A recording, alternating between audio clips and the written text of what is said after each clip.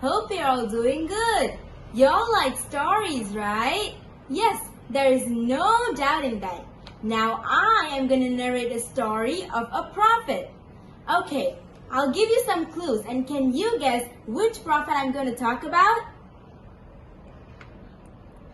I'm sure most of you got it correct. Yes, it's the story of Prophet Sulaiman alayhi wasallam. Sulaiman alayhi wasallam was a great king and a noble prophet. He was the son of Prophet Dawood alayhi wasallam.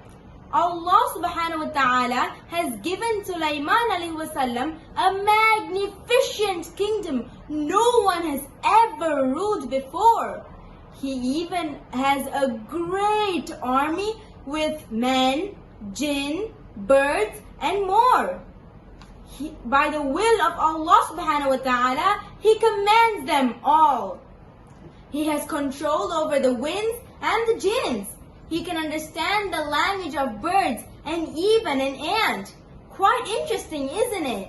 Yeah, there was a long conversation between Sulaiman alayhi wasallam and an ant which Allah subhanahu wa ta'ala mentioned in the Quran. It all started when Sulaiman alayhi wasallam held a pilgrimage to Makkah. When returning, he noticed a city. His eyes darted to the city for the reason it being so well planned. There were so many dams and a lot of water saving efforts being taken. Sulaiman alayhi wasallam wanted to improve his kingdom like so. He assigned a bird called Hudhud to complete this task. Do you know what its specialty is? It can detect water underground when it's flying up in the sky. Wow, pretty amazing. So the bird did as commanded and set off. After a few days, it returned with an interesting news.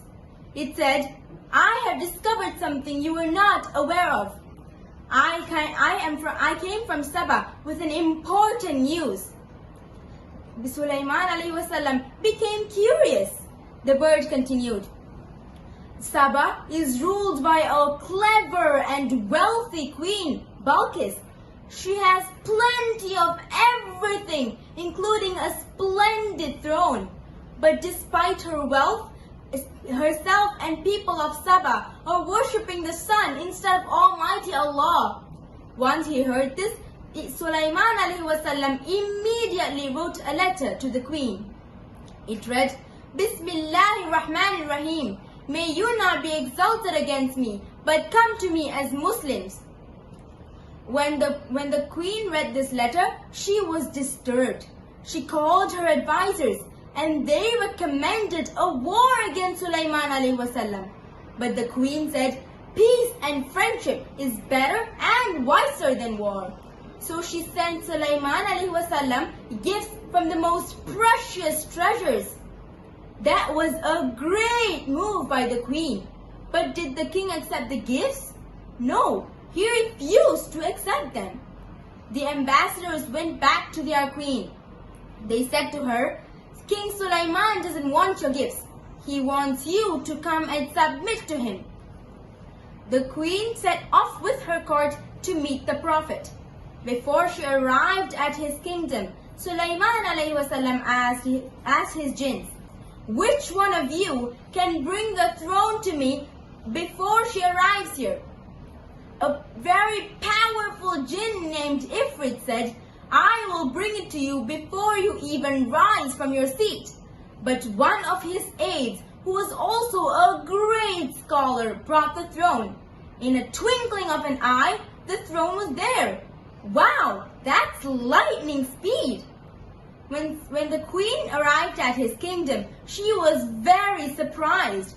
She thought the king had great powers. She saw the magnificence of the kingdom, the nobility and wisdom of the prophet. Then she bowed down. Lord, I was mistaken. Now I submit with Sulaiman alayhi wasallam to Allah, Lord of the universe. Despite his great kingdom, army and wealth, Sulaiman alayhi wasallam never forgot to thank Allah for the bounty upon him. So what are the good things we learn from this story? 1. We should always appreciate what we have and thank Allah for each and every time. 2. War or fight is not always the solution to a problem.